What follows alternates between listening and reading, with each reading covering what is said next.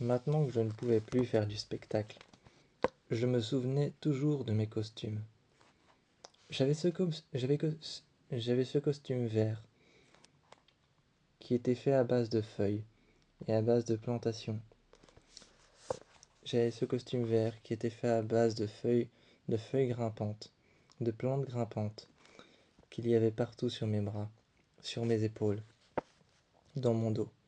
Certains costumes, comme un costume noir que j'avais, étaient beaucoup plus difficiles à porter que d'autres. Je me souvenais de la hauteur qu'il y avait sous mes pieds quand je devais sauter. Parfois je me sentais impuissant, parfois je n'arrivais pas à sauter. Parfois pendant quelques secondes, avant de sauter, je sentais une paralysie. Mais ensuite je regardais toutes ces personnes qui avaient confiance en moi. Confiance en moi, confiance en le show, confiance en ce que je faisais. Mais je me souvenais des différents costumes.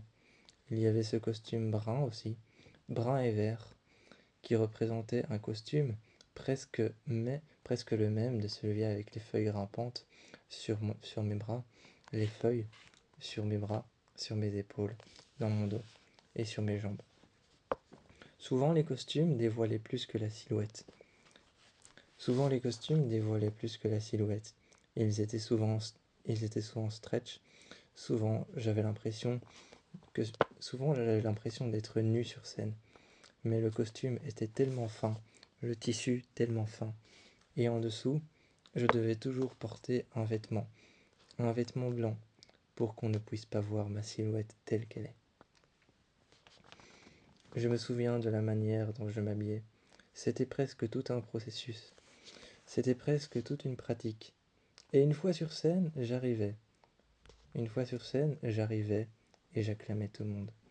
Je ne me posais pas de questions, je grimpais. Et l'impression que le vide sous mes pieds était en train d'éclater et de se fragmenter me donnait cette impression terrifiante que je n'arriverais pas à prendre les mains de la personne qui saute en face de moi. Et pourtant, c'est ce que j'ai fait. J'ai sauté, je me suis lancé dans le vide. J'ai écouté, j'ai écouté le bruit, les personnes qui m'acclamaient. J'ai écouté les acclamements, les personnes qui applaudissaient, les personnes qui avaient confiance en moi pour le show. Mais là, assis, avec ma jambe brisée et avec la broche dans ma jambe, je ne pouvais que me souvenir de mes différents costumes. Je ne pouvais me souvenir que de la compagnie. Je ne pouvais que me souvenir des couloirs et des différents échanges que j'avais déjà eus. J'étais en train de me dire, ce costume-là, qu'est-ce que j'ai fait avec? Ce costume-là, qu'est-ce que j'ai fait avec? Un costume noir où dessus, il y avait d'énormes fresques et d'énormes designs, un peu comme si ces designs étaient enfantins, comme si on avait dessiné au crayon, comme si un enfant partout sur moi avait dessiné au crayon de plusieurs couleurs, vert, rouge, bleu, jaune, bref, toutes des couleurs, orange aussi, ou alors des couleurs pâles et pastels, partout sur un vêtement, un costume que je portais. Il était très, il est très, il était très stretch et les dessins qu'il y avait dessus ne représentaient pas nécessairement quelque chose. Parfois des visages, parfois des silhouettes et parfois juste des formes. Ça habillait très fort, Ça habillait très fort le costume. J'adorais le porter, mais la prestation pour ce costume, quand je devais le porter, quand je devais le mettre, n'a été faite que très peu de fois. Alors je ne pouvais que m'en souvenir. Je les avais près de moi, et j'ai été dans ma chambre. J'ai sorti d'abord le premier, celui avec les plantes grimpantes. Ensuite j'ai sorti le brun, celui avec les plantes séchées. Je l'ai tenu en main, et je me souvenais de chaque prestation. Puis j'ai sorti le noir, et je l'ai tenu. J'y ai mis simplement mon bras, et j'ai regardé les dessins qu'il y avait dessus. Je me suis souvenu en fermant les yeux de comment est-ce que je faisais, de comment est-ce que je sautais, et de comment est-ce que je rattrapais. Les trampolines qu'il y avait juste en dessous de moi, pour me rattraper, et pour sauter, et faire un salto périlleux. Je me souvenais de ça. Puis tu es arrivé à côté de moi avec une tasse. Tu m'as proposé un thé bien chaud qui venait de sortir de la cuisine. Et là, je t'ai regardé, et tu m'as demandé ce que je faisais. J'ai dit que je me rappelais. Comme je ne peux plus travailler, comme je ne peux plus me lever, comme je ne peux plus marcher sans béquille, eh bien j'essayais de me rappeler de tout ce que je faisais, de me rappeler de ce que je faisais avant, de comment ça se passait. Je prenais un costume et je fermais les yeux. Tu es arrivé près de moi et tu m'as dit, et si tu te mettais près de moi et que tu fermais les yeux? Je me suis mis près de toi, j'ai fermé les yeux, et ta présence, ta chaleur, le fait que tu sois près de moi et que tu m'aies dit ça, me rappelait les personnes dans les gradins qui m'acclamaient, qui applaudissaient à chaque fin de représentation. On se mettait tous devant, on se mettait bras dessus bras dessous avec les autres acrobates, avec les chanteuses et les danseuses, et avec les cordes qu'il y avait juste au-dessus de nous. On regardait tout le monde et on tirait une révérence. Ensuite, on repartait dans les loges. Et là, c'était le même cirque encore une fois. Si je pouvais lire ça comme ça. On devait s'habiller, changer de, changer de costume, défaire ce maquillage qui mettait au moins 30 minutes à partir de mon visage et en mettre un autre.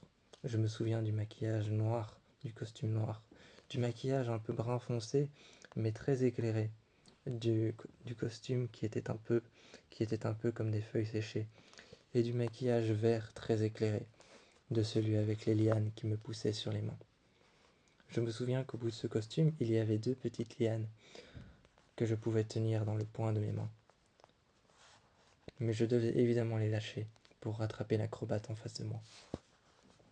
L'acrobate à l'intérieur de moi, celui qui était encore en train de rêver, encore en train de rêver de discours, encore en train de rêver des entraînements, encore en train de rêver de la salle d'entraînement et des personnes qui m'acclamaient, plus qu'autre chose, eh bien celui-ci était encore en train de danser en surface, de danser dans le vide.